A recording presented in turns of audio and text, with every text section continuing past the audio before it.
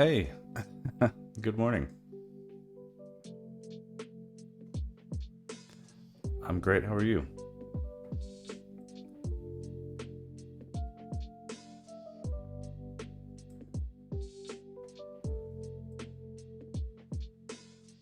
Pulling up some stuff, some drawings.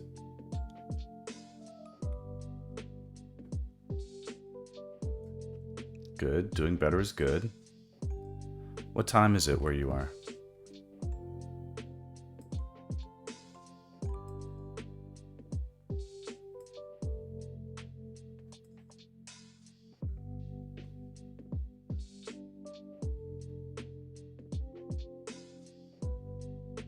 Hmm.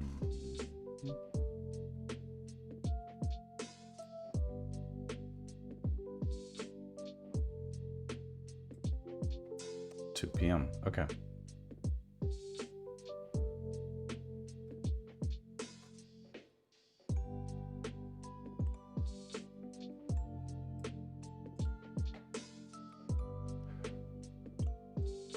Right now, I'm just trying to figure out where I saved my stuff the other day. I guess it was yesterday. Doing these early in the morning make it almost seem like the day is split into 2 days.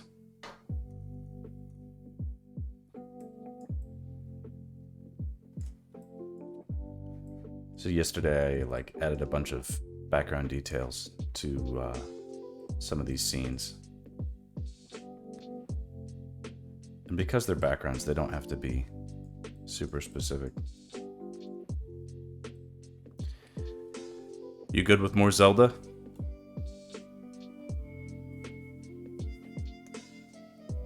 Okay, cool.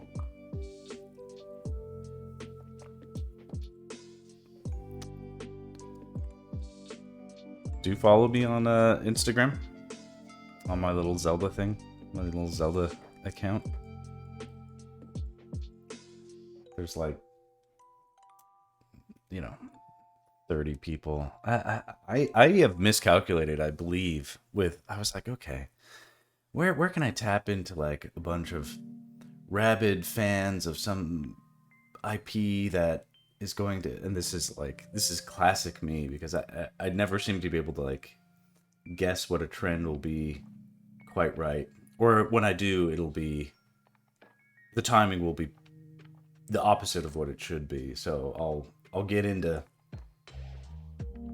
doing something that at the time that I'm doing it, it'll be like no one is interested in that right now, so I'll stop doing it. And then like 2 years later, it'll be the biggest thing ever, and I'll be like, well, god damn it, should have either stuck with it or tried it later than I did. But I don't have a great example off the top of my head. But this is like a classic kind of thing where I mean, of course, people are into Zelda. It's like one of the biggest games ever and stuff. But when I'm trying to, yeah, this still makes me happy. Yeah, I'm totally into it, and the pieces will look cool, and maybe something will come as a result of having done the cool things. But I was like, oh, this seems like easy, low hanging fruit to get traction on a social media site, from scratch or something like that. Let's see how well I can do. And I'm just like, wow, this is about as hard as it is on any with any venture. But really, it's nothing. It's nothing discouraging at all. It is just something that is sort of funny. Feels appropriate. Well, let's see here. I mean, I like the way this background looks, but it's not very tidy yet. It may not need to be. Some of these instances are so in danger of being overwrought with like too much work.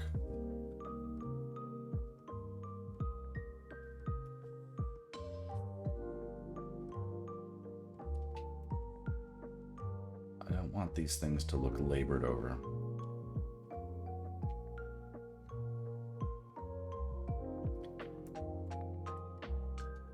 And in this one, the one with the giant hand, what do you say? Seems like a hard balance to find simplicity, but at the same time not empty. Yeah, and there's also sort of, a lot of these pieces will have special effects that will, I mean, like in the background of this, there are going to be things on fire on the floor and dust and smoke.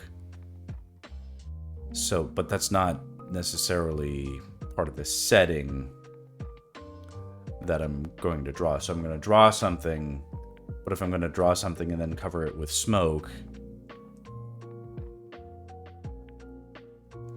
very cool. What is Destiny 2? Is that space game? Anyway, thanks for tuning in, both of y'alls. Okay, you guys were here for the for my little story the other day about the about going around with my portfolio.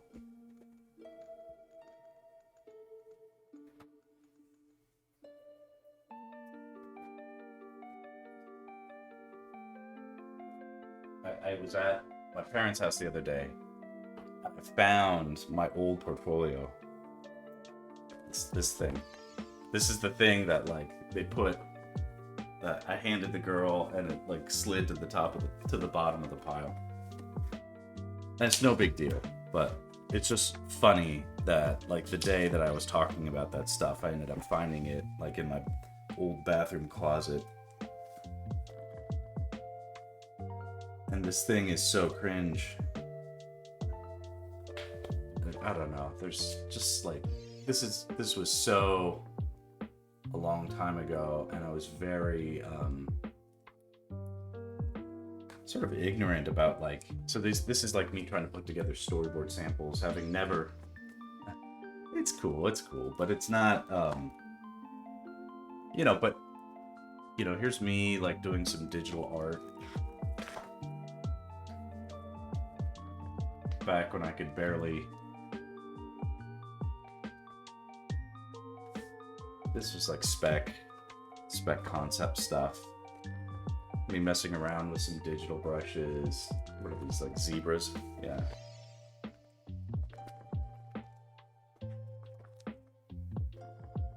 Animal drawings. These are copied from like a book, obviously, but. And then some old life drawing. These are scans, printed scans. These life drawings are good. Sorry, naked people alert, but it, and you can even see, I'll cover up my phone number, but you can see my old email address, AOL.com, huh? Jeez. I also found this, inside of it was Walt Disney feature animation CGI portfolio submission form. And the date is a little bit cut off at the bottom, but it's from 2003. So you guys might not have even been born in 2003, but it's definitely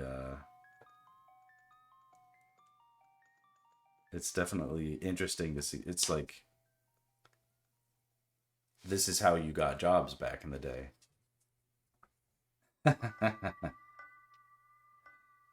You'd fill out, I guess, like something like this, samples of your art, fill out something like this. Nothing was done online.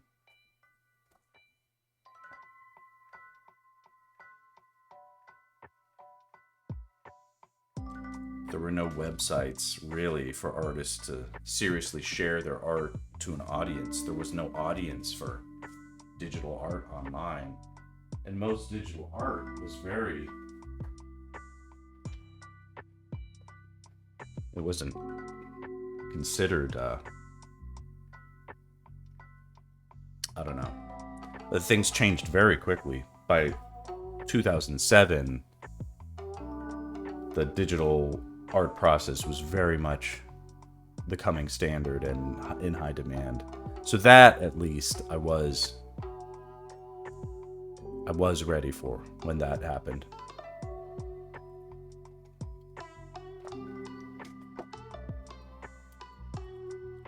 Okay, so I'm just gonna no crazy stories today. I'm gonna doodle for a little bit, and then there's some other things that I might shift to. But we can just chill out, listen to music. If anything strikes or is conversational, I'll bring it up, or you guys can bring it up.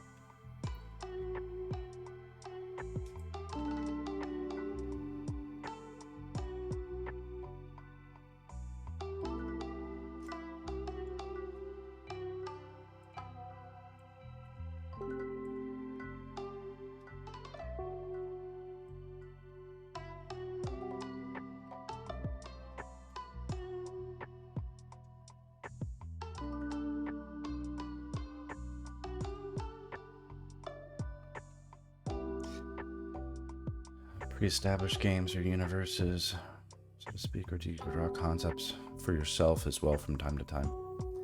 This is an interesting question. So I have sort of suppressed my own ideas. Maybe it's not so much I've suppressed, but I've conditioned my mind to be so receptive to direction and taking and elaborating on ideas that are pre-existing. I'm just sort of like doing what I can to enhance them. Even like to the point is where it's like I'm very comfortable taking like a bad idea and then making it good, but I don't have like a great flow right now of initiating my own universes, so to speak. That's a bit of a challenge for me. I think in some ways I'm sort of thinking too big when I think about that stuff. Like I don't know where to put the parameters. I would do much better, I think, if someone issued it to me in the form of a challenge. You know, use like Max, make a universe that's interesting that involves aliens or something, but here's the twist, and come up with it in 20 minutes or something like that. Like, given that, I'd probably come up with something. But if you ask me, like, what does my heart truly desire? I was like, I don't know. I don't know what it is. I've learned that everybody kind of has different skill sets, and one of mine is I really like collaborating with other creators to sort of translate their ideas to paper. It's very fulfilling for me to feel like I can get that out of someone and get something satisfactory that way. But when I was young, like I did have a lot, like most of the idea, what I'd say, like, oh, I do have my own OCs and my own things, but they're very broad, it's almost like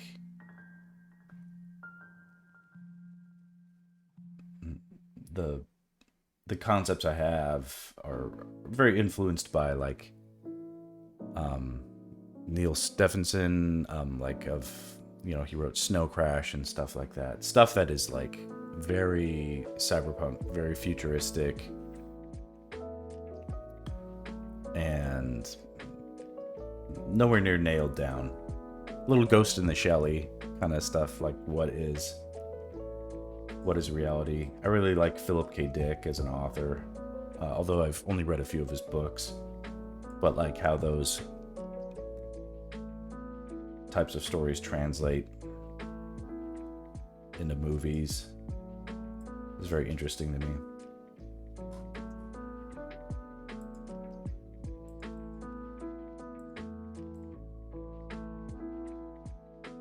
But I'm just so much more practiced at working on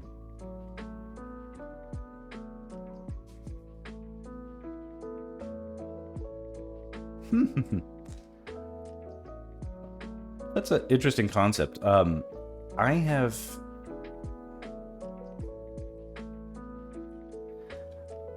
an aunt who wrote a very good fantasy novel that I'm a fan of.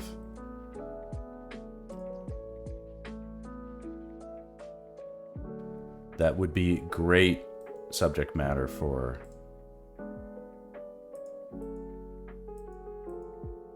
more drawings later on. Dark fantasy, as you're describing.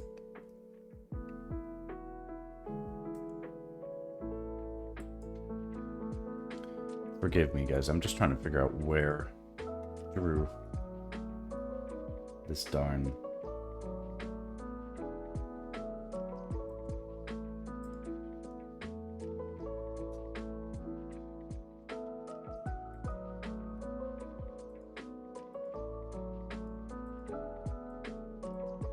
Interesting.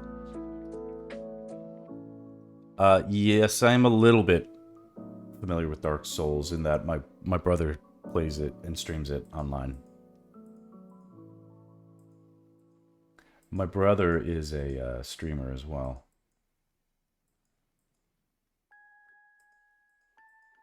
But he doesn't get up at 4 a.m. to stream. So you guys would probably be asleep, I would expect, when he is streaming.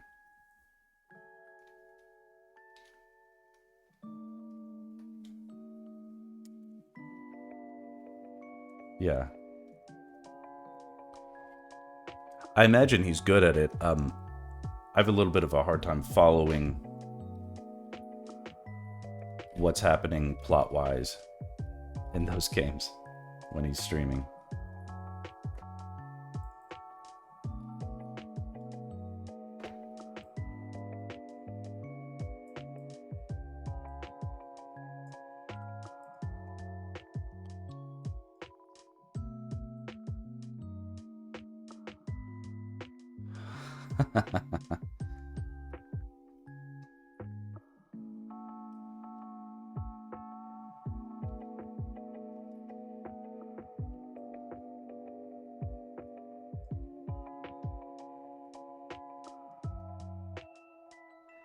Isn't it funny how sometimes your favorite things can still be confusing? Like, there are a lot of comics that I really like, but also I really have a hard time following the plot.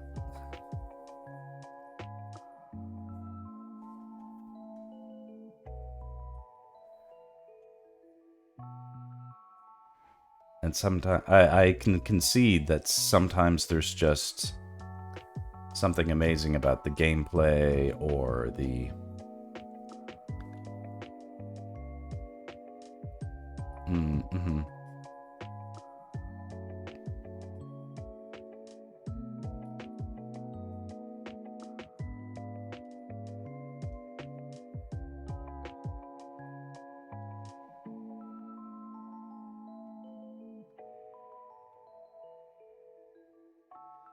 Okay, that feels a little bit better to me. Just that slight angle adjustment I did here.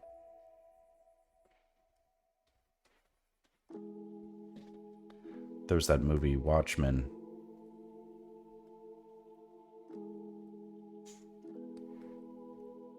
And sometimes I don't, it's not necessarily the fault of the author. I'll admit that I have a hard time reading lots of text in a comic book.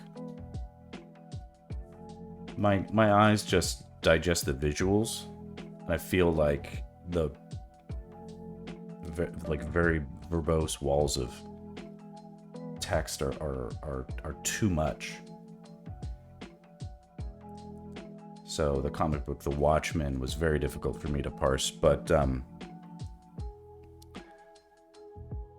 a lot of manga titles are told so much more almost cinematically, or in a way that I understand much easier the visual communication.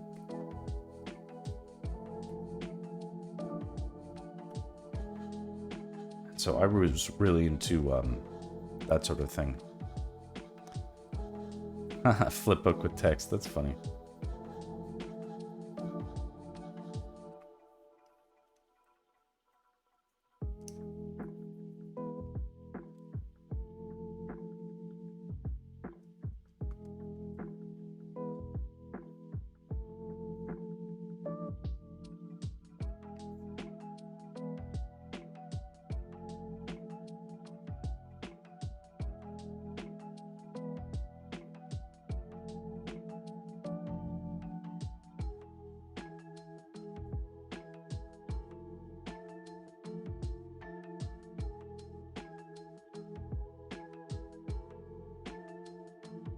Yeah, so it's true. I mean, it's all the same brush.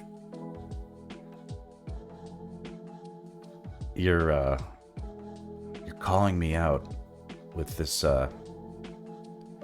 somewhat inconsistency in my technique. It's not that it's a bad way to do it, though.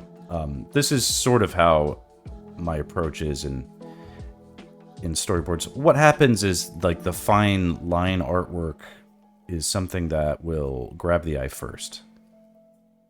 And then the stuff in the background that feels like it's sort of chiseled out doesn't have to feel as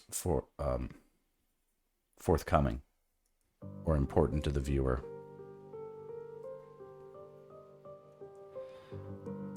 This stuff has to be done in a hierarchy where essentially what I try to do is save the most intense like where someone might say, ooh, Link's, proportions look off or whatever, because that might be someone's comment. I really want to focus on getting that stuff looking good, very satisfactory. The backgrounds can look like almost anything. They can be very abstract. They can be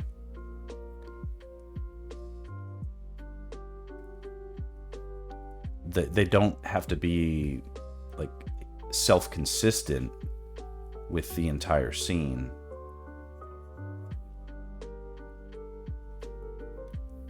If I had to match, for instance, something that was happening in real life, that would be one thing, but these in this instance, these are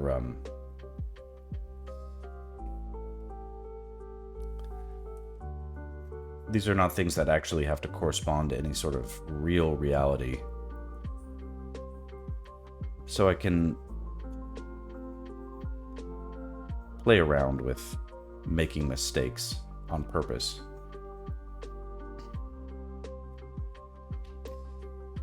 That said, I do want some sort of convincing sense of space so that at least I'm showing off a little bit of that skill.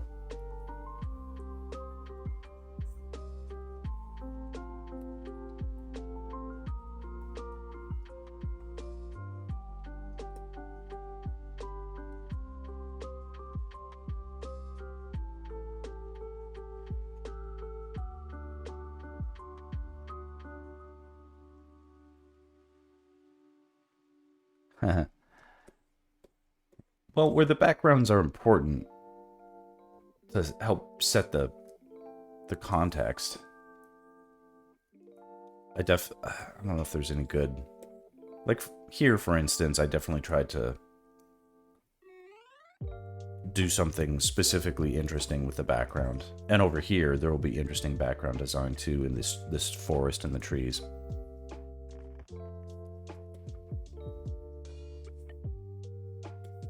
Still love the one with the skeleton in the ground, like this thing. Yeah, I think you were saying like you like the softness of this one. Yeah.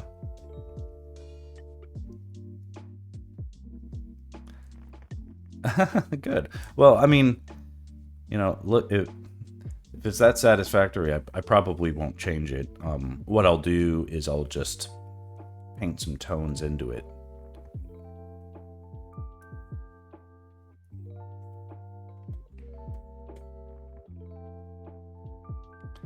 I've been debating a bit mentally as to whether or not I should try and color some of these.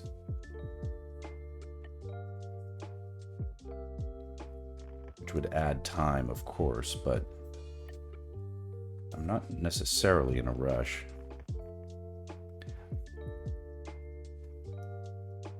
So no, I don't often color. The work I do is really almost never even taken to this level of finish, which is also part of why I'm doing this project. Is I think I do a good job of, you know, more advanced concept sketching. I just am not hired for that, and probably because I don't have any samples for it. All of it is always just at the top of the stream. I've started to include those slideshows of my storyboarding work. It's very on the fly storyboarding. The rush and there's a lot of adrenaline involved. There's a lot of, yeah, see, this perspective isn't working. I'm looking at it now. All kinds of problems. This will have to change. That's okay. Sorry, I'm just noticing something. The ground plane. I can't separate it that way. Okay. Here, just delete that layer. Yeah, the work I do storyboarding is very strictly, you don't have time to be precious about details. That's not even what the job is. It's about solving problems of continuity, like how does the camera move? How do the people move? How do the props move? So that a person who is following the story can follow the story.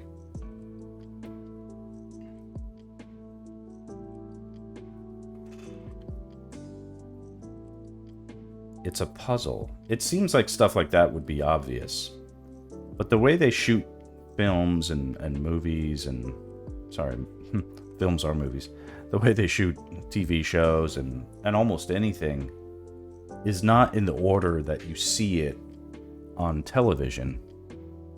They shoot things in a way that makes sense for the actors' schedules, the availability of the props on a specific day. Sometimes it takes long. Oh, shit. Oh, fuck.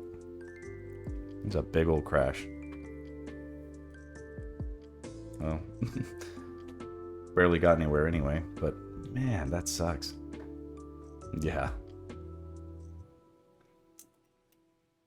Happens. It's no biggie. Half the work I did was garbage. We'll catch up in no time. It's more embarrassing than anything else, but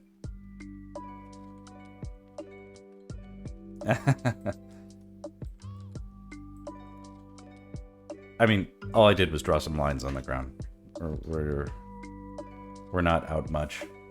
I guess I adjusted this thing, but we'll do that. We'll catch up real quick.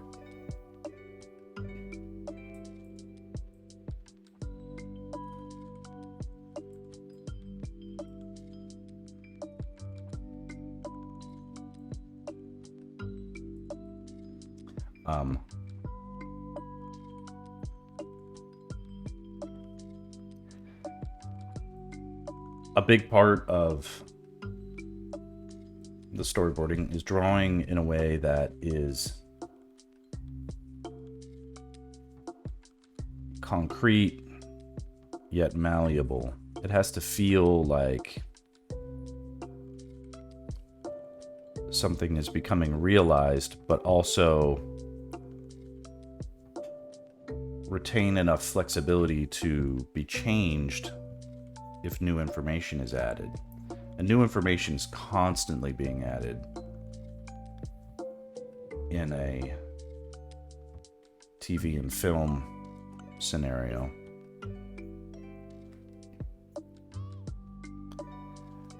That's a good example of something that obviously it's real, it's something that can, inform and demonstrate, and you can explore things with, but it's not fixed in stone. So you can use it to ideate, to find options that work well.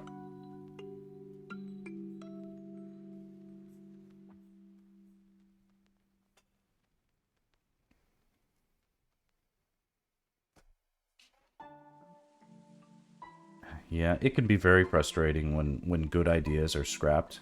I think that's the other thing is I've become very desensitized to the preciousness of my work. You almost have to sort of treat it like oh, my program crashed, but it's not a big deal. You can't get attached to, I don't know. The analogies are not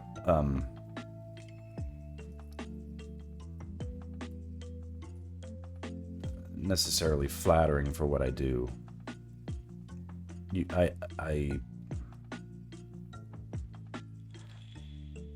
I'd love to feel like I can be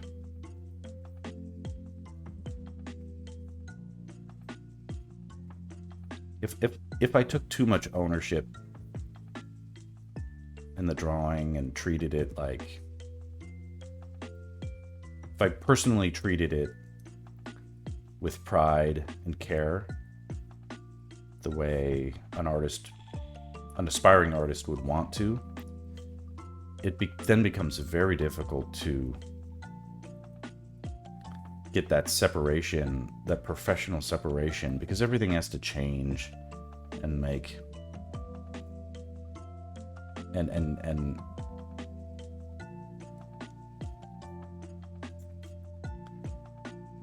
there's a phrase where it's like you have to kill your children. It's a terrible sounding turn of phrase, but it is a real phrase where you can't get so attached to your ideas and your drawings that you can't put them down and get some perspective as to whether or not this is the best idea for the project, given all the factors at work.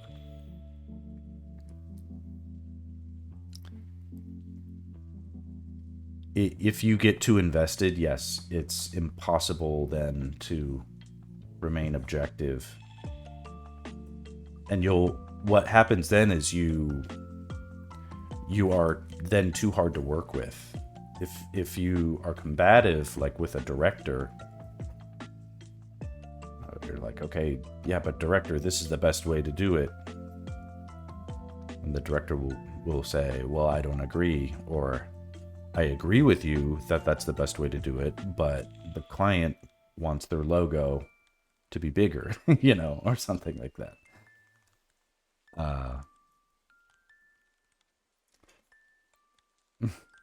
I mean, that's like an obvious thing that I run into in advertising. We're constantly trying to make like amazing commercials that, can go viral. Like that's the dream, is make a commercial that people actually want to watch, right? And the concepts are always, and everybody knows that's what we want. And everybody knows that it's like, if a person who's watching the commercial knows that they're watching a commercial, the first thing they're going to do is reach for the fast forward button so they can skip it. And so it's always as the creative professionals, we're always advocating. It's like, hey, can we not show the logo of the product, the very first thing in the ad, so that people might think they're seeing a part of a story that is interesting. Because that's what the advertisers want, is people who get drawn into a story, and then, then you slap the Mercedes-Benz logo on it or something like that. So they start off with all this promise and interest in. You're like, oh man, this has got a lot of heart, got a lot of feeling. People were really going to respond well to this commercial. But inevitably, the note comes in towards the end. They're like, okay, client really wants to see the Mercedes-Benz logo, like within the first 2 seconds of the commercial. And it just ruins it. It's a terrible thing that we unfortunately have to accommodate. And I'll admit that having had to deal with that scenario so many, like I am teasing Mercedes-Benz too much, and it's that way for every car commercial. I was just thinking of something that might be familiar in Europe.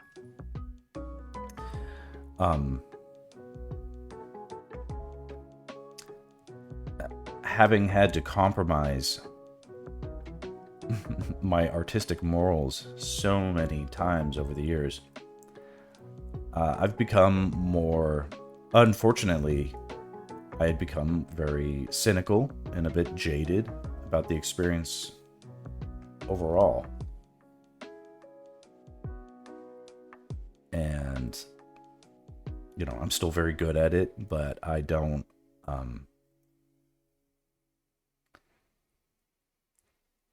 all of my experience in what I do, in advertising at least, has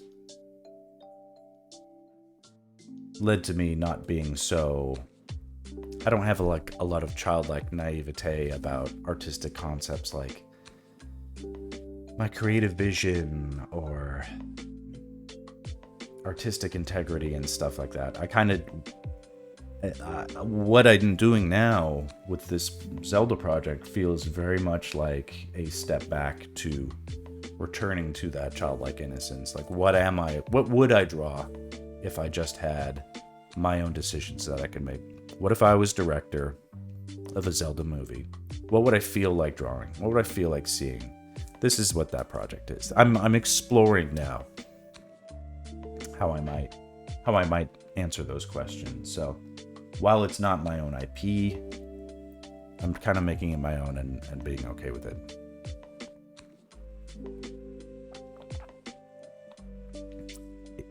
So isn't it increasingly difficult to make ads that don't get skipped as it gets more and more ingrained in society if you just skip ads?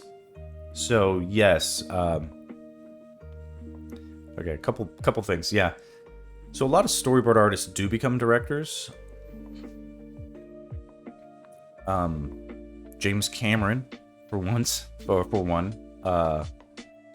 is an extremely talented artist, and storyboards, I believe, like all his own stuff, very well, and as a result, his films are excellent. Ridley Scott storyboards his own films.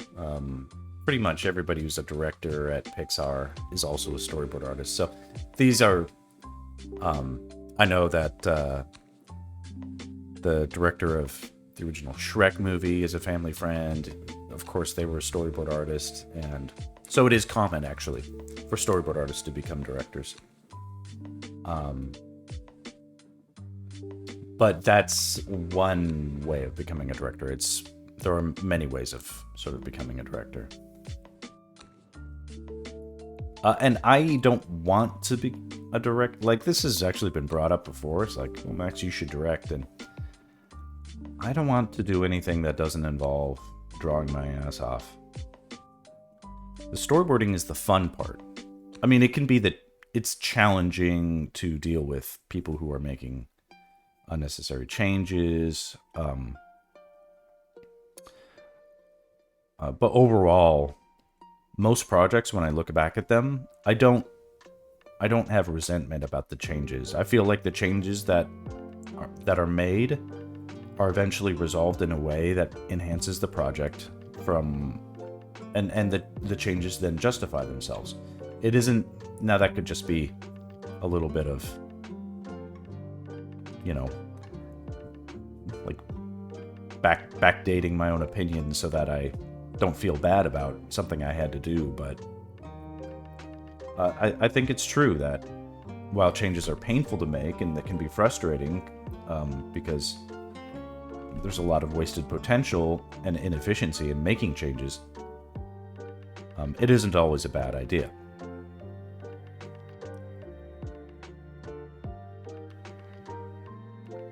And yes, it is increasingly difficult to make ads that people don't want to skip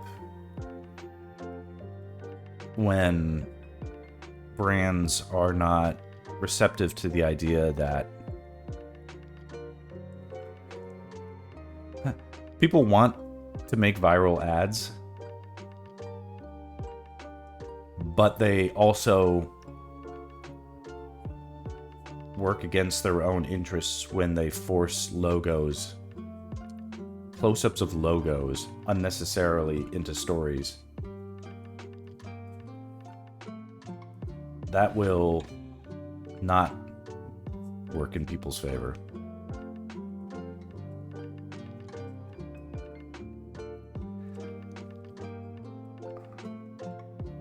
Because that just tips off the whole thing. Like, here's an ad, you know.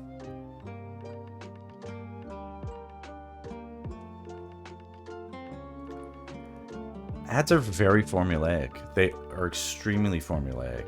That's actually kind of why I enjoy working in them, is it's challenging to reinvent the wheel a lot every day, and but it's very competitive, and it's very, like, I like being competitive and challenged by what I do. I do like those things. So yes, there's frustrations and stuff like that, but part of that is something I really like about it. It's pretty good job security, actually, to have an artistic job that is difficult to do. A lot of people try out storyboarding. A lot of people who are artists and in entertainment, they're like, okay, I'll give storyboarding a try, and a lot of people wash out. It's not an easy field to stick around in, for all the reasons I mentioned. It's like, you have to make changes, you have to meet deadlines, you have to draw well under pressure.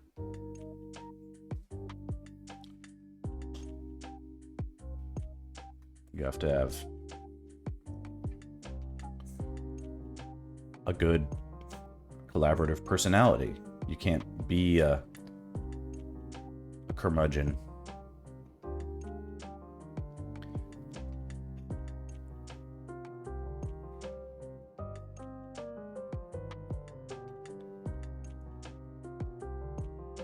It's very interesting to, you know, it's like, oh, let's conceive of like a new kind of commercial, but commercials really just, they're a byproduct of human nature, like what people respond to in terms of influence, and that stuff is like just biology.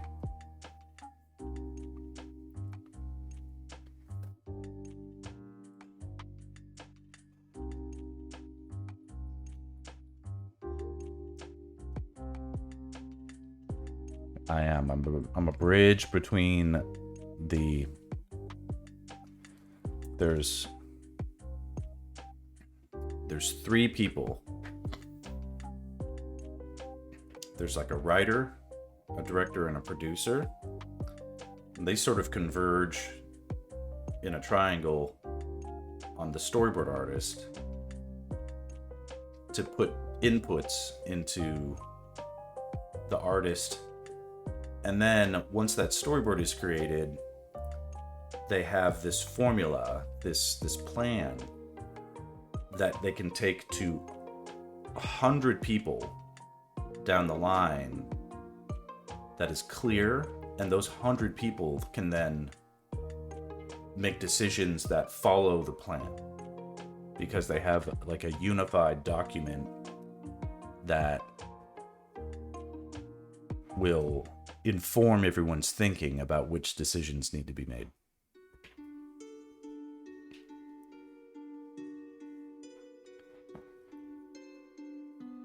It can be really cool also when I'm on what's called like a pitch, which is something that is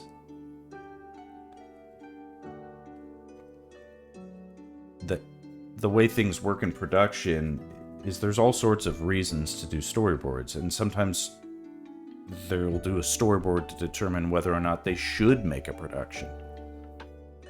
A person might have a person at a creative agency will have an idea for how to make a commercial, but the client, for instance, let's say Coca-Cola, is skeptical and wants to see, like, show us more. You know, I like the idea that you're telling me, but help me see it in my head. And so, and then that person might say, well, I can show you if you give me a little bit of money. I'll show you if you give me a little bit of money and I'll hire some artists. And Coca-Cola's like, okay, here's some seed money. So they get that seed money. And from that seed money, and it's maybe like $20,000 or something like that, they can hire artists like a storyboard artist and maybe a handful of concept artists and a writer and, you know, a producer to sort of keep things on track. And what they'll do is they'll have maybe 3 to 4 days, sometimes less, to create in a very sort of flash bake kind of environment. Like, it's an intense sort of thing. There will be many different creative teams sort of working in competition against each other to see who can come up with the best idea for Coca-Cola's 2024 Olympics commercial, for instance. And I'm often hired on projects that involve character animation and character animation that is hybridized with live action, for instance, because I understand a lot of the I understand character animation decently, and I have a style that is adaptable to like animation, as well as live action. So we would take a few days, like the director tells me what they want to see in the storyboard, and it can be very intense. Sometimes there's a lot of changes, but generally in like a 3-day turnaround, there's no time for a lot of changes either. So it can be very intense in a short amount of time, generating and coming up with this artwork and seeing how other artists can work quickly as well. Like, one person might be designing characters and another person is doing what they call look dev of the environment. And we're all just trying to do the best work we can as quickly as possible. And they put it all together in a deck, and they show it to the client. They do a presentation.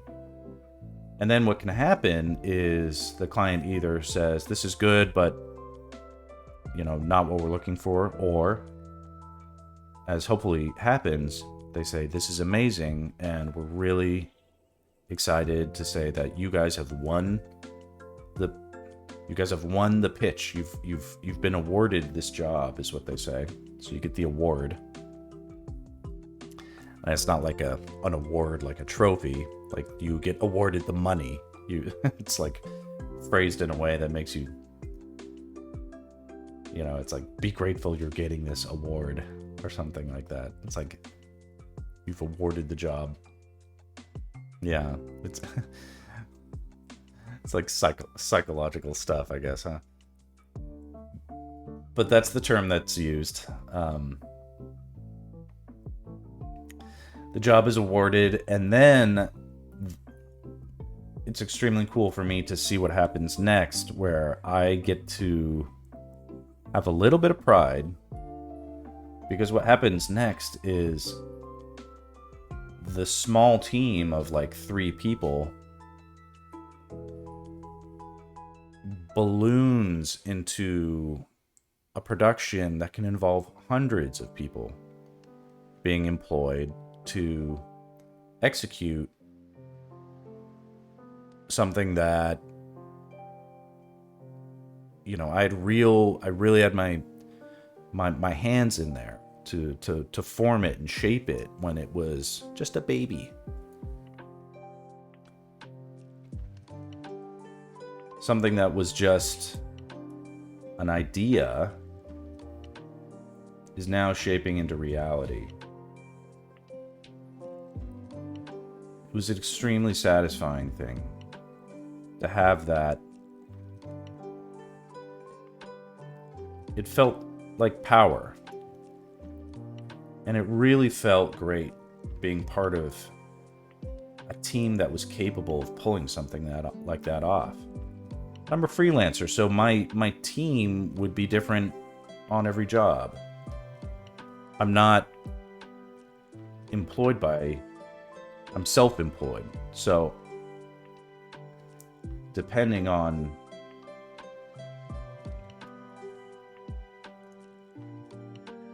the project or whatever, like I have very regular clients, like I do. Most of the jobs I work on probably come from 3 major clients that I have, and then there's maybe a dozen small jobs in a year that fit in between those. But a commercial doesn't take years to make. A commercial can just take maybe a few weeks. So you get that job awarded. Now, storyboards are at the beginning of a job. So as soon as it's awarded, everybody knows what they're doing. They don't need me to stay on the project to keep doing all that other stuff. You know, I'm not part of the film crew. I'm not part of the 3D modeling. I'm not part of any of that. I'm there at the beginning when the script is getting there. Once it's approved and they have the money, if they're not making any more changes to the story, they get to cut me loose. That's their option. They can do that. But what would generally happen is they would say, "Hey Max, we got this other commercial that we're bidding. Can you be on that one?" And so I would roll over onto the next project that would be happening.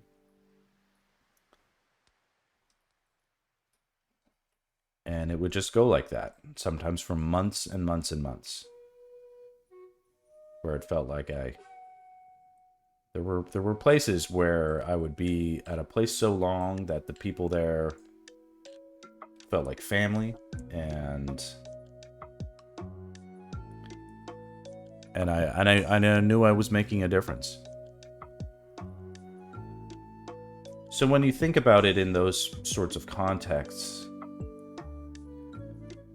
it is nice to have, like, oh, I've got my own IP, I'm making my own creations and stuff like that. But there was a lot to be happy about, even if I wasn't doing any of that.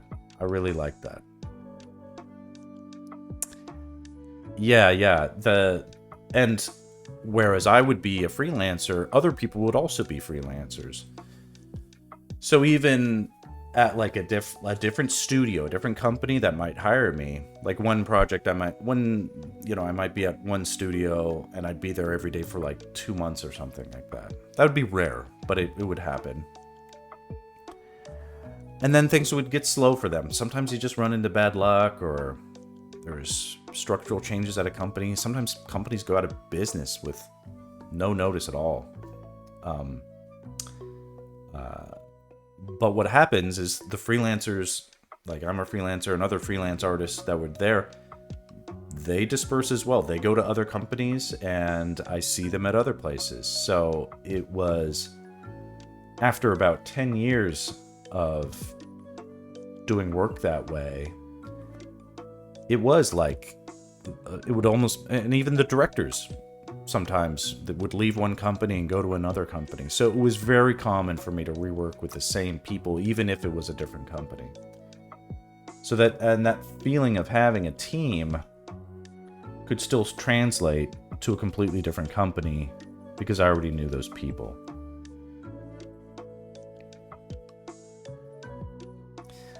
It's like, what if Twitch went away, but everybody that you knew was on Twitch just moved to a different platform, and when you got there, everybody was already there. And it's like nothing changed. It's like nothing really changed with the community. It's just the platform was a little different. Everybody you want to be there is already there. Or sometimes it's difficult because I would go and I didn't know anybody and everybody knew each other. You know, that's not fun. Or it can be very stressful, you know, trying to make your way, being accepted in that environment. Those were some hard times too, just starting out. Nobody, it's like those old war movies where the new guys in the war, like no one even wants to know their name because, you know, you don't want to get attached to a new guy. They're going to walk on a landmine and get exploded, and then you'll feel bad for things. So are there people that you work really well with, mostly directors? I try to make it my point to work well with everybody. There's always something to learn. Every director's different. Most directors are really good at what they do. And I can work with anybody who appreciates storyboards.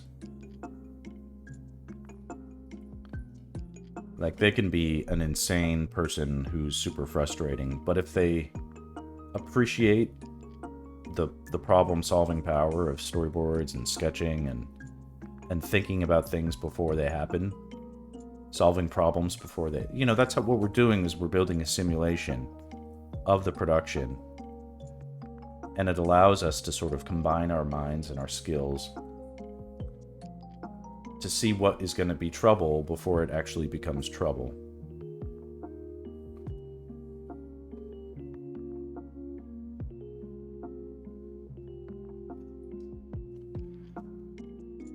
So yeah, there's definitely...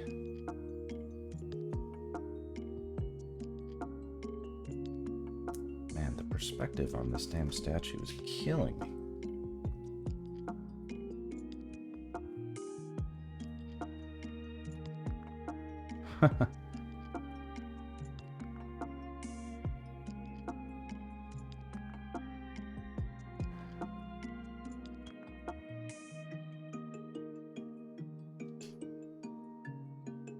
But yeah, I have client relationships that go back literally 20 years. Some of the earliest clients that I had are still clients to this day.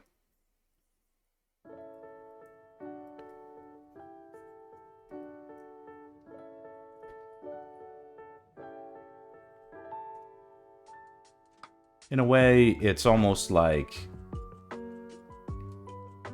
its own kind of job security to have.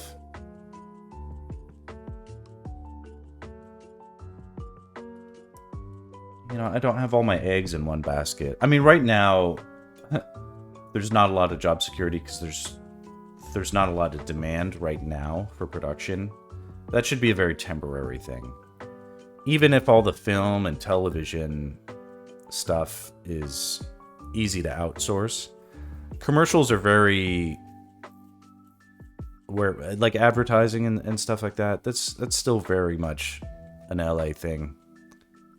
For a lot of different reasons. The weather in LA is always great.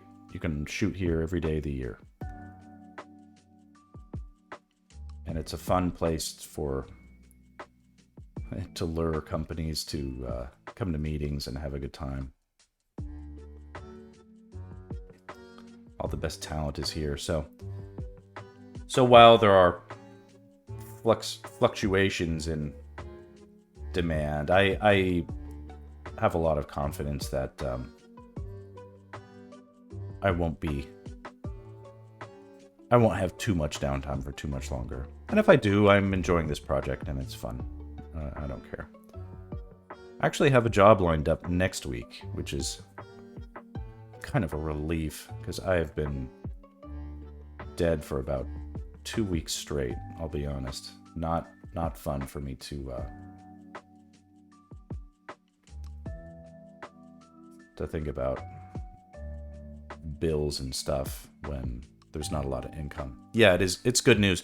The bad news is it's not bad news. It's but it may not seem like amazing news when you learn it's like a pharmaceutical commercial that is very formulaic, for instance. So it's not like a sexy, cool commercial. But it's not a pharma commercial that makes you cringe. It's like it's for like thyroid eye disease, and it's not one of those like take these pills to, you know, maybe feel better. By the way, it also might cause suicidal effects, you know, or something like that. It's hate to say. Yeah, it's gonna be great also because it's like this is a great director that I know does great work. And so it's not just me that is slow with work, it's everybody. So I'm grateful for them, they're grateful for me. It's going to be great.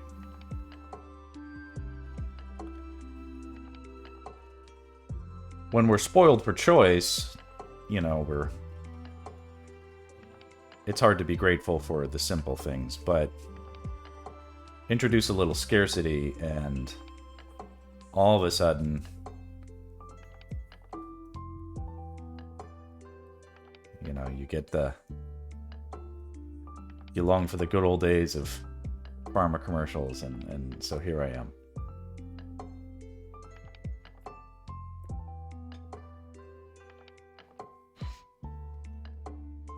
I don't even know what I'm drawing in the background here. But at least I think I figured out the perspective on that statue. I think it looks okay now.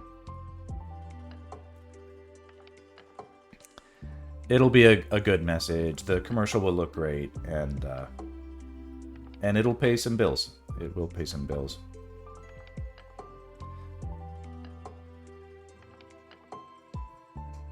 We're just me and my wife are at a really interesting financial stage with our children where they kind of have, they don't have to have all these things. This is just a byproduct of like American consumer culture, I suppose. But we have a lot of, I mean, there's more to the story for sure. I'll get into it eventually, but we're essentially spoiling our children with all sorts of different experiences and events in life, like travel and karate lessons, and everything is expensive with kids. So it's like, okay, startup costs for a kid are already insane, and then you have to think about all the things kids have to learn how to do that you have to get professionals involved with. Like my son is doing swimming lessons. Both kids have to take swimming lessons. That's all of this stuff is sort of expensive. Kids need new bikes, you know, riding bikes every couple of years. Like when you're an adult, you can have the same bike forever. When you're a kid, like you outgrow it, like that. All of their clothes need to get turned over. Yeah, the amount of food that they go through and waste is insane.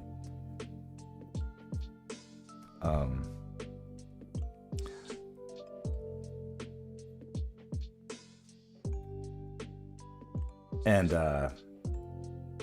and my son is well, thankfully my daughter's old enough to just go to public school, and so we're lucky to have some good options in our area. But my son is not quite ready for kindergarten, so he is still in preschool. You know, you have to shell out for that. That's not none of that is free. It's quite expensive, actually. It's essentially $100 a day for it's specifically more like 90. But if you add up all the extra stuff that you got to do, yeah, not even remotely. Yeah, there was a time when both kids were in preschool. So $200 a day just in people watching your kids while you're working.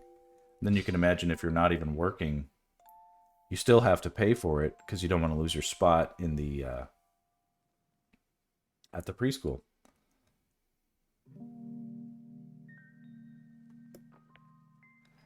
Now something should go here. Maybe I can put... I'll sketch something else there, but...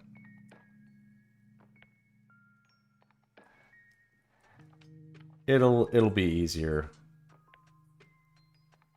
I'm also dealing with things that are... It helps a lot, obviously. Like, my wife works. She's a professional. Well, that's what I'll say right now. But that is a... She's not an artist. She has a real job. That's something I should say. So...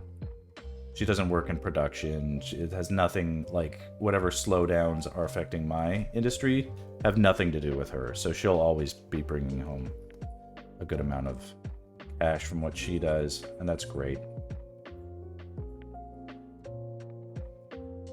I'm lucky given everything that she is supportive of my career and also the streaming stuff. She seems to be very... supportive. She knows I go crazy when I'm just not busy with work, so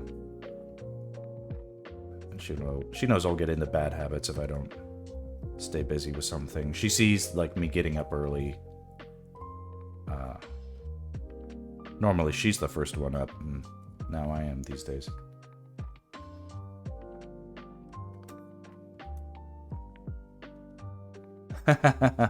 I know. No, it's funny. It's like we were talking the other day, I think, about imposter syndrome and stuff.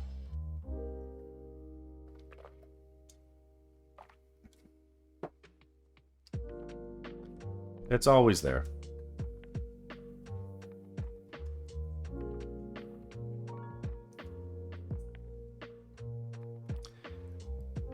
Okay, what we can do...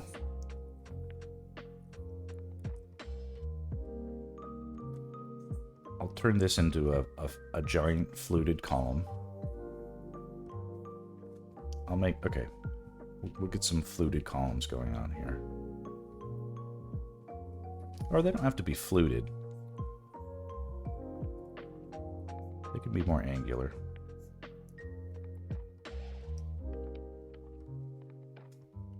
Maybe it can be ambiguous.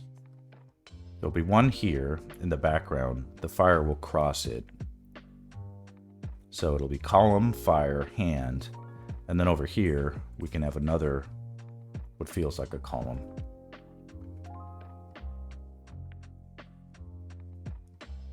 Haha.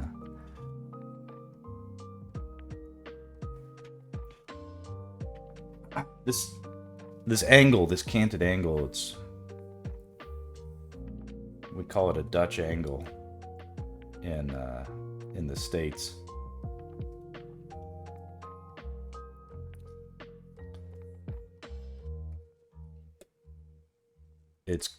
It's a cool strategy to make a composition more dynamic.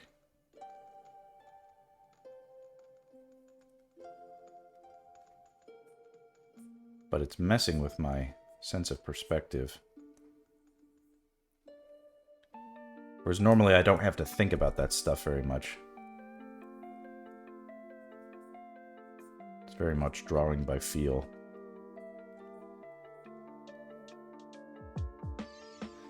Otherwise, we'd be already on to the next one.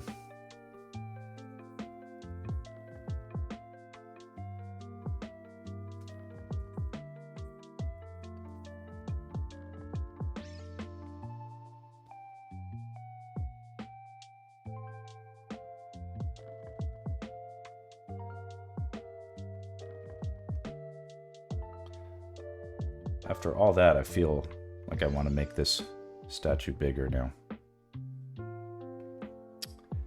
Very silly of me, but I'm going to do it.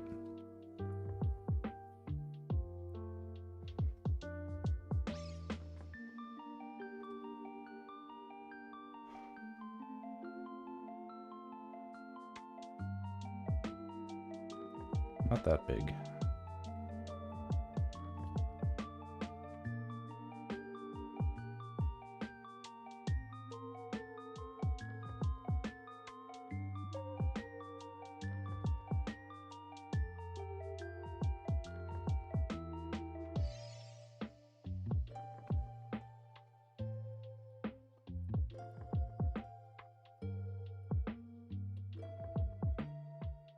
I think even I have to move this hand down.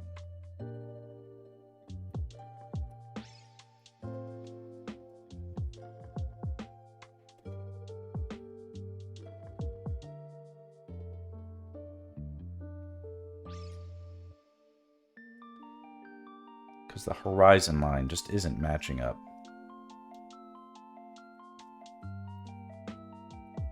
And I don't get precious about perspective generally. But if I'm making mistakes that make it look like I don't know what I'm doing, that's a problem.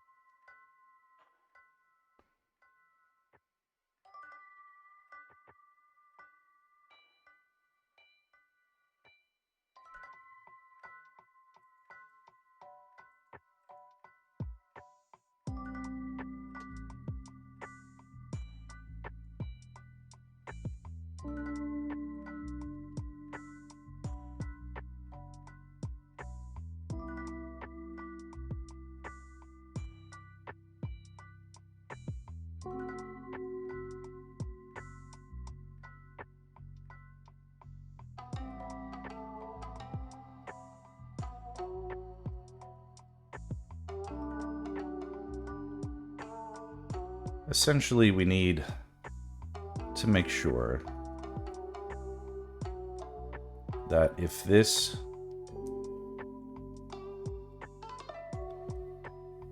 is the horizon line,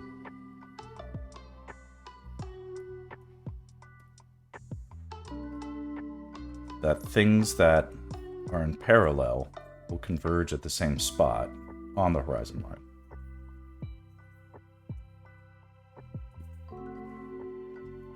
In the architecture.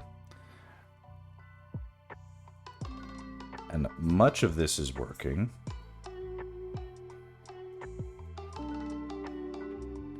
Or close enough. But these lines are a little problematic. The rest is looking better for me like this. It feels more self-consistent.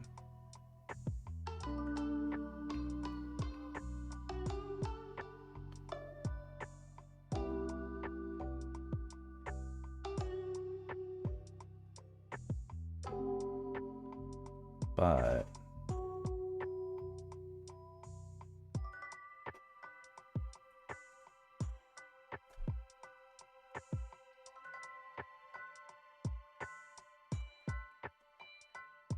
some issues are here.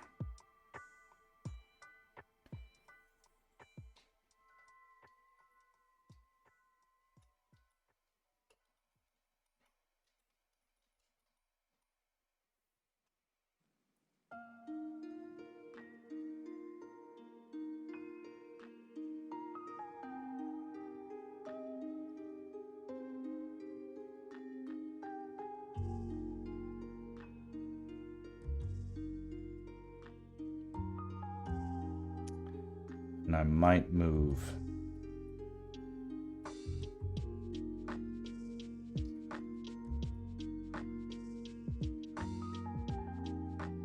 these slight adjustments just feel a little bit better. And then, like I was saying about these lines,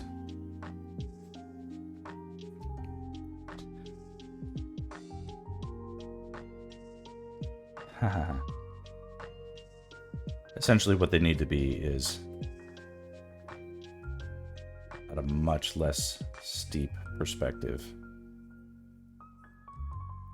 Because these lines on this wall need to run parallel with these lines going across that wall. So they really should almost be.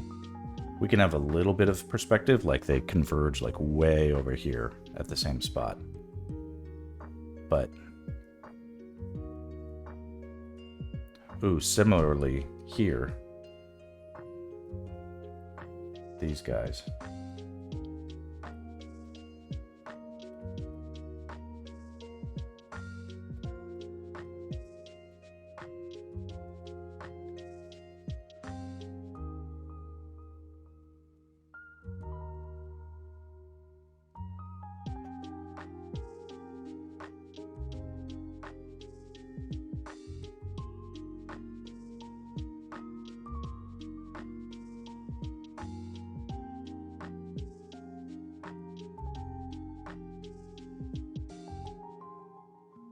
A little bit more like that. So that these lines are running in parallel with these ones. It doesn't have to be perfect. We can mess up the edges so that the architecture is old and crumbling.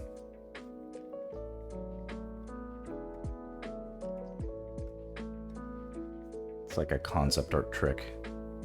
Just make it all distorted on purpose, and then you don't have to worry about making anything perfect looking.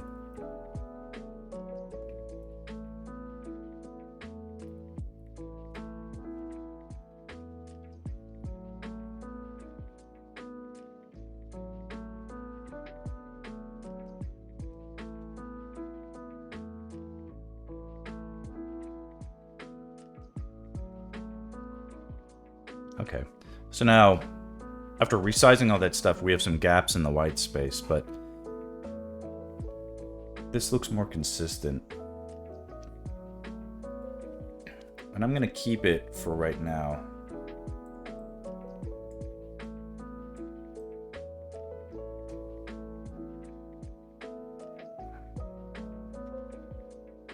A little bit more straightened out like this, just for me to complete the rest of the sketch.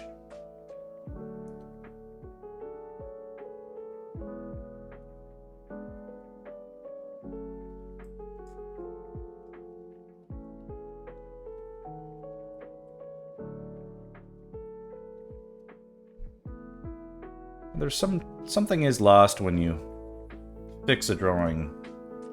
Sometimes what happens is the imperfections of perspective or whatever can help make a drawing interesting and unexpected. So if you go back in and you fix all the problems, it might lose its charm.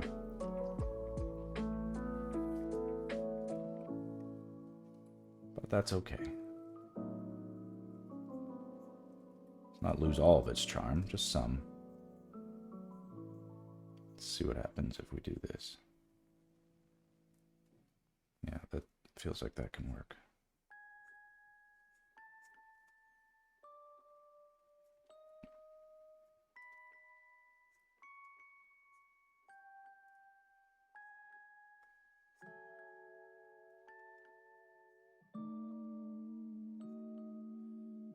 Well, I feel like stuff like this project, where I can make my own decisions about what to change, my own decisions about what to revise.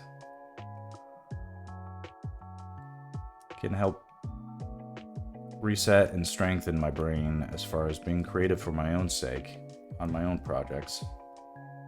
And when, if ever, I am feeling in the mood to do something truly original,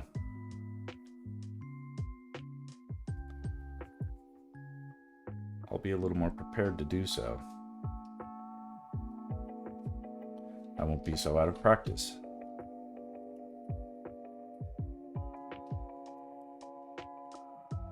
And if it's farther enough along, I'll have a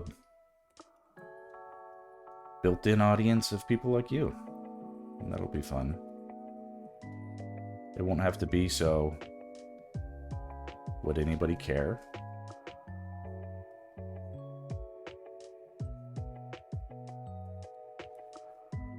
And maybe you can tell me, is there anything that does it feel interesting to be sort of like present for the creative process? That's sort of what this venture is a little bit, is sort of,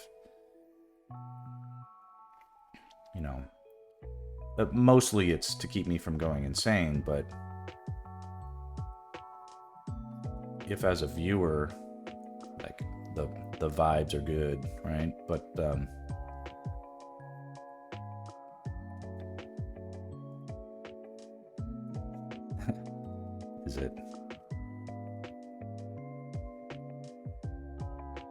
is it the process that's interesting, or is it like the sound of my voice that's hypnotic or something? Okay, good. I mean, yes, the caveated that like this should be theoretically more entertaining for people who are interested in the industry and or creative sketch work and seeing some of that process. Now you can see how I'm doing these backgrounds where, as long as it feels like that sense of perspective is being preserved. Here I didn't do a very good job right there. Because remember, the horizon line, or the vanishing point. Okay, good. I'm not saying you do or don't or should, but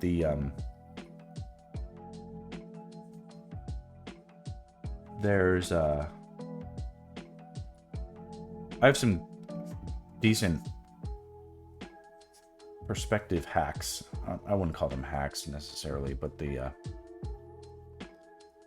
I don't have a lot of formal perspective knowledge, but I'm used to sort of solving things with camera logic and creating consistent senses of space. So if that's something that is of interest to you with your background work,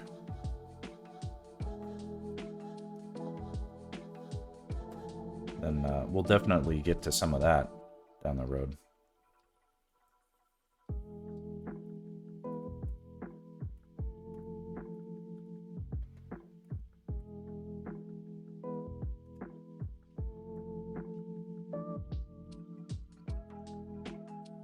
Yeah, I've got habits basically of, but also I see it.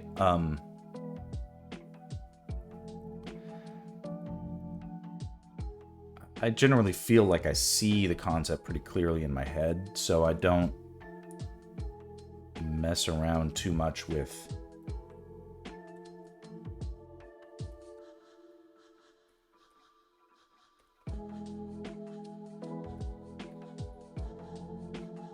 it is very much habit, but in like professionally good habits, not bad way.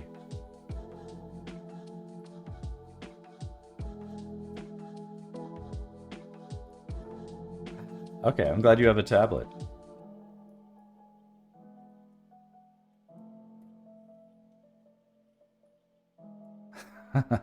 Hey, Faye.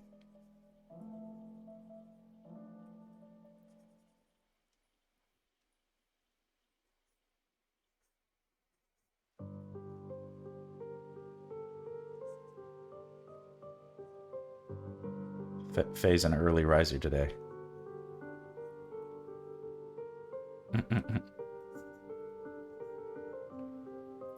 Oh, it's getting to be 6:30. I shouldn't go too much longer. My kids will wake up and wonder where their father is.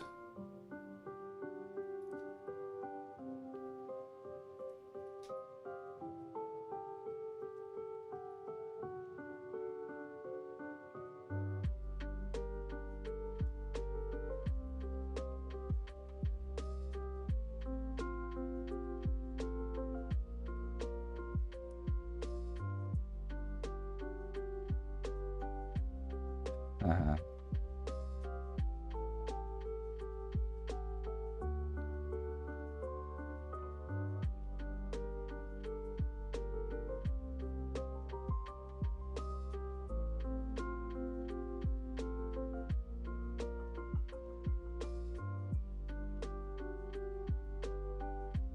Faye, I was thinking about your site.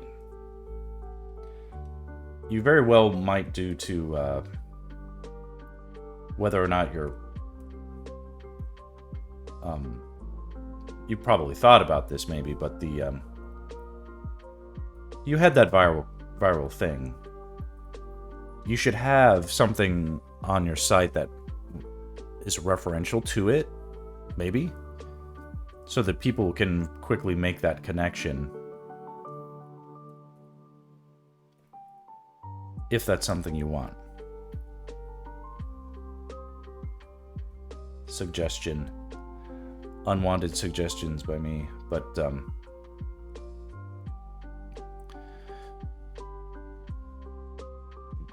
if anybody,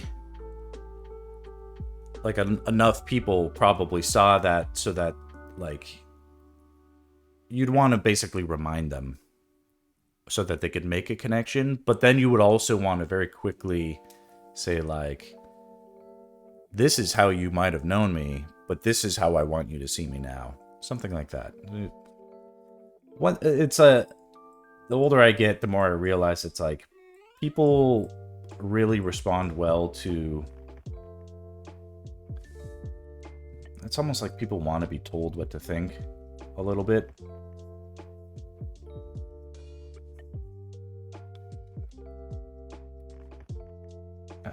They need the hints. They need to like they need all the context in the world, because the internet is so random.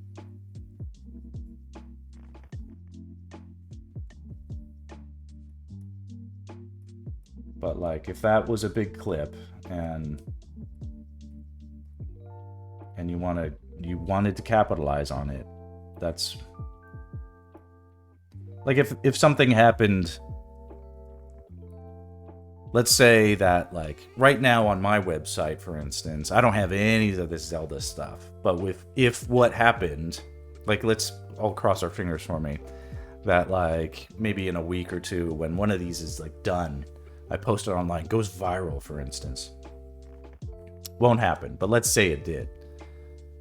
Well, then what I would do, and I would do this very quickly, is I would go to my website and put that image directly on my website.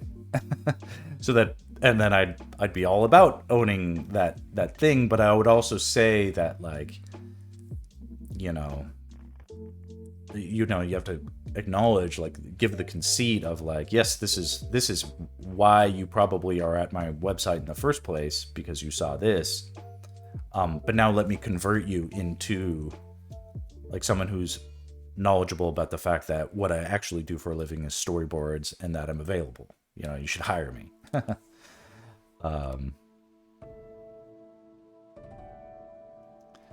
It's a thought. Mull on it a bit.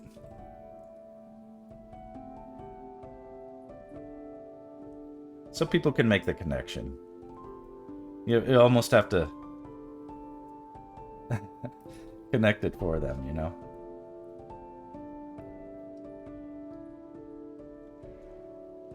Oh man, the other day, I think, Victoria, I think you were there. I was talking about this, like, plushy mascot character. that like had a samurai sword.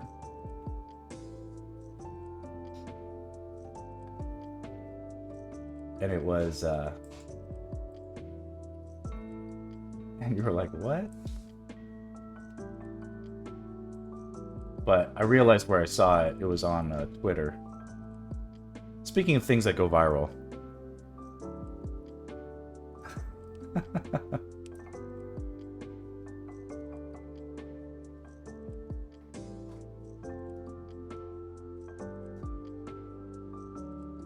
It's this.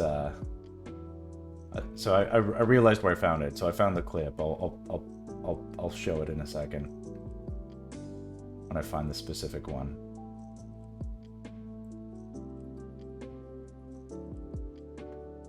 This is it.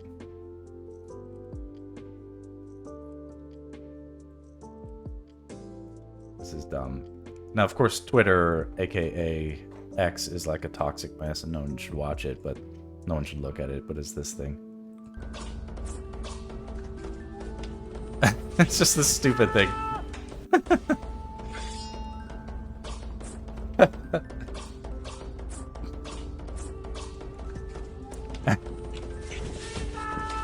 I don't know why this popped up in my feed. I guess it was promoted or something like that. But there you go. Ooh. Zeldart. Legend of Zeldart. I'll follow them. I'm in this very cringe phase where I'm unfortunately having to okay, so you know about it, and it's great. Yes. Now we all know. Now maybe you might infer the context now of what I might have been trying to indicate. I don't know if does that count as viral? I don't know. It's got like 8,000 likes. That's not, you know, it's just crazy. Just something silly. It is. It's like the most toxic place in the world. Oop. No, go away. Shut up. Okay. It was just funny. It just made me laugh.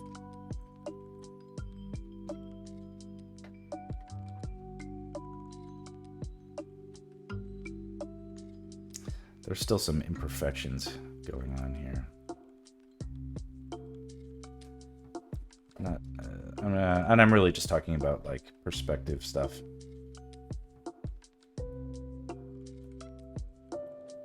I'm gonna try a couple things. Like maybe this doesn't have to have 2 things or 3 things.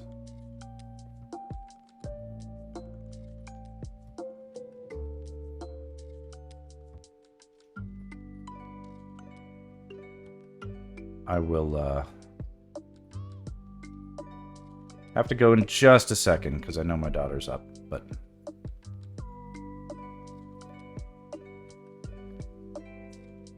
just for my own sake.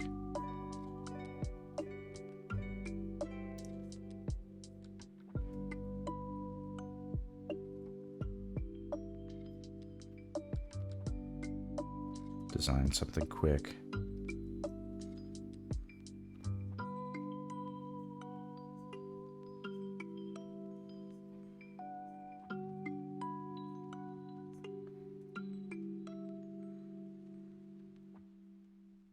Feels a little bit better. Oh, someone needs me. Hey, everybody. Let's see if my daughter's okay. Let's see here. Hey, baby girl. Do you need some help? Okay.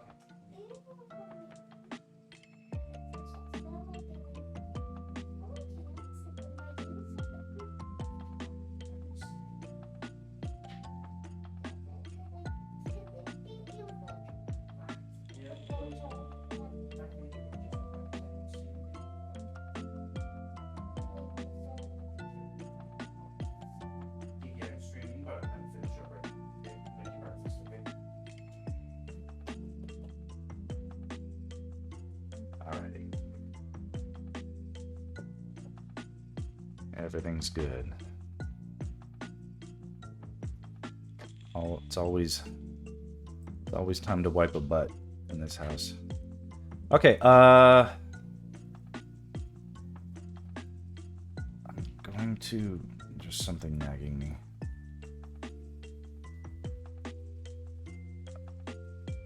Just something. Okay, that feels...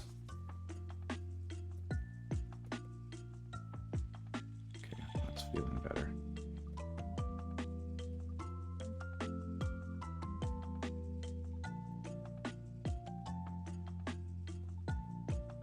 We'll iron it out, but good progress. Okay. Well, gotta go be a dad. Alright. Thanks guys so much for coming by. Next time.